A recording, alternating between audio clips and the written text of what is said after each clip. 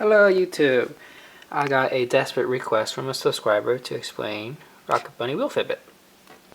So I thought I'd just pop up a video real quick explaining how I came about wheel fitment. First of all, you need to know what type of fitment you want. But in short, I'm going to explain flush, which is flush with the fender, and the wheel will be flushed as well. The major component you need to understand is wheel offset, and I'll try to explain that. Lucky me, I actually have a set of wheels and aftermarket wheels to explain offset. Say this is the inside of the car, and that's the wheel. Essentially, a higher offset will push the wheel in more, and a lower offset would be the opposite, it would push it outwards. Looking at these wheels, this has an offset of 10, so when it connects to the hub, it's actually right around here. But then this, which is the stock, has an offset of like 45, so it connects to the wheel right about here. So as you can see, if it connects here, this much is actually getting inside the car. So then this has a lower offset, connects around here, so this much is actually go inside the car. So with the lower offset, this part sticks out further, and that's the major thing you need with Rocket Bunny. Here's how you can see it a little bit better. You can see how the stock wheel is really flush to the front, and then right there is where the hole where you connect your studs. But then here is the lower offset wheels, and they actually have a lip inside. So when you actually connect, it's actually even further back. So it's about here. The stock will be around front. Cool, so you guys now understand offset. Now here's some more basic information. The types of setups you want, either square or staggered. Squared meaning there's the same size tires in front, and staggered means the bigger ones are the rear. That's it. Our ball pattern is 5x100, and our hub is 56.1 millimeter. Other basic information, Rocket Bunny V1, the front is 40 millimeters wider, rear is 65 millimeters wider. Alright, shout out to the forums for doing the wheel calculation for the perfect wheel fitment for the stock body. That actually helps significantly to explain the perfect wheel fitment for the Rocket Bunny. But in particular, I'm going to use 18 by 9.5 wide tires. For a perfect flush fitment, they suggest the offset to be 56 millimeters. And this is with the 1-inch drop. So with those specs, that is 18 by 9.5, and the offset is 56. But the front flares is 40 millimeters wide. So you subtract that. Simple. 56 minus 40.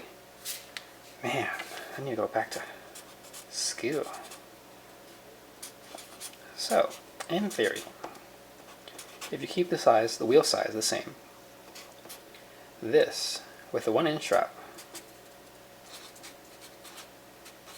will give you the perfect flush fitment for the front. As simple as that.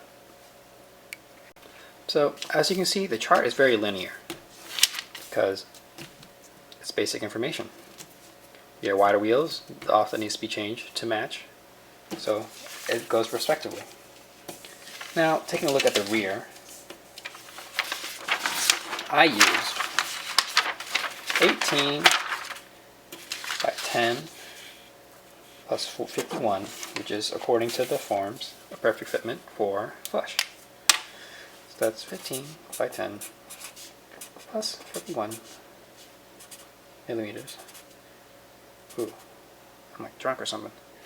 And the rear is actually 65 millimeters, so you subtract 65 millimeters, and that brings you to 14 millimeters negative 18 by 11 or 10.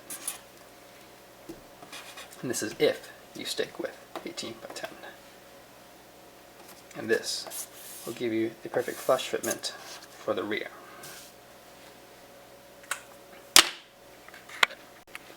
Alright, let's be serious. 18 by 10s, that can fit on a stock body, no problem, if you choose the correct offset. So let's go with a 18 by 11. Something a little bit more realistic. The point of Rocket Bunny is to fit wider tires to get more traction. So, wider wheels. Using the simple, every foot the wheel is getting larger. It adds 12 to 13 millimeters on both sides because it's half an inch, give or take. So half an inch, half an inch. And if the offset is 14 millimeters, by adding a half inch inwards, this is the half inch, what will be your new offset? Simple. Minus 1 millimeter. 14 plus a positive 13 millimeters. So if you have a 18 by 11 minus 1 millimeter, you will be flush as well.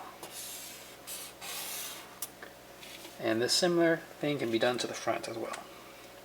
However, the front has its limitations. Check limitations. Basically, the turning radius and how big your front tires can be. But that can be adjusted with camber. There you go.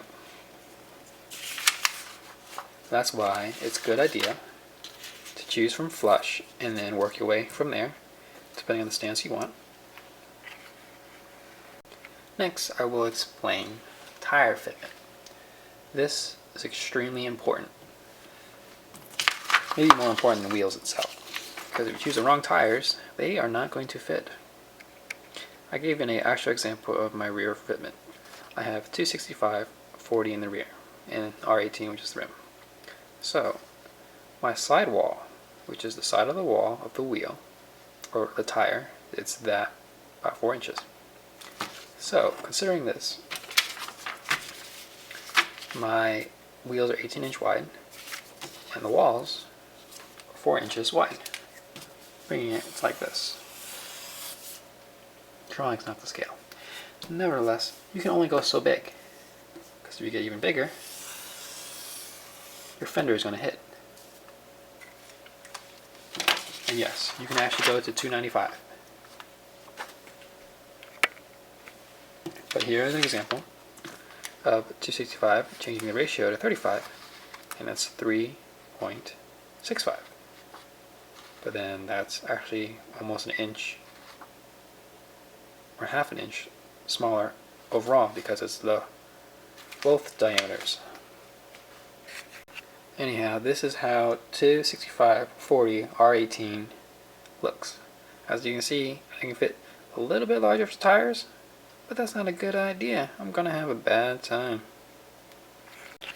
The fronts, I actually have 255/40, and it hits right here. That you need to trim it off, but that's kind of the standard for a Rocket Bunny. So now you guys understand what you guys need size-wise. Now I'm telling you how an affordable way to get there is with adapters into a different ball pattern, 5x114. But please, for the love of Jeebus, don't be the idiot that gets like a 55mm spacer. I hate my wheels. They do not have back spacing for my adapters, and they only come in 5x100 or 5x114.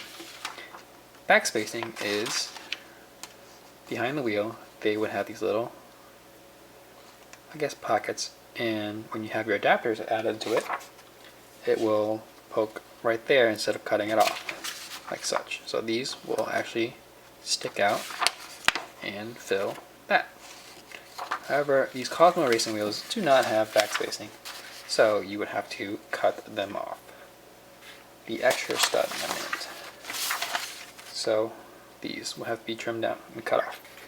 And if you're going to go with the adapter route, make sure it's hub centric and wheel centric. This is actually an add-on you can add to the wheel, so it sits flush when you have the adapter, which is hub centric, which sits flush with the hub. I also want to explain adjustment. The reason why I gave you the flush fitment is because you can work your way from there. If your offset's too low, you can fix that by lowering your car or cambering it out with lower control arms. So, all that information is in the description, so follow up. Yay, auto dip. Cool, I hope everyone enjoyed the video. I have listed everything in the description and crazy links of wheel calculations, offsets, the forms, and my actual wheel fitment and tire fitment.